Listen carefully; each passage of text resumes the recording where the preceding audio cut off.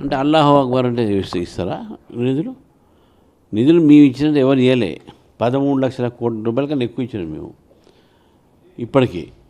ఇప్పుడు ఈ యొక్క దీంట్లో కూడా 8,000 కోట్లతోని ప్రాజెక్టులు తీసుకొస్తున్నాం తెలంగాణకు.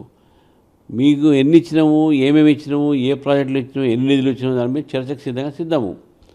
జై శ్రీరామ్ అనేటటువంటి ఒక మాట మాట్లాడి దేవాదాయ శాఖ మంత్రి ఈ విధంగా మాట్లాడటం అనేది ప్రజల అవమానము. ప్రజలకు ఒక భక్తులకు, హిందువులకు ఇది అవమానకరమైనటువంటి వ్యాఖ్యలుగా మేము భావిస్తాను. జై శ్రీరామ్ అంటే డబ్బులు వస్తాయా అంటే జై శ్రీరామ్ అనొద్దా? మేము జై శ్రీరామ్ హిందువులు అనొద్దా? అంటే ఏమి ఆలోచన వారిది? కాబట్టే ఆమె దేవాదాయ శాఖ మంత్రిగా ఉన్నప్పుడు ఇటువంటి మాటలు మాట్లాడారు. కాబట్టి ఆమెకు హిందువుల మీద, దేవుని మీద నమ్మకం లేనట్టు స్పష్టంగా కనబడతా ఉంది. కాబట్టే కాంగ్రెస్ పార్టీ ఆమె మీద తప్పకుండా యాక్షన్ తీసుకోవాలని చెప్పి మేము కోరుతా ఉన్నాం.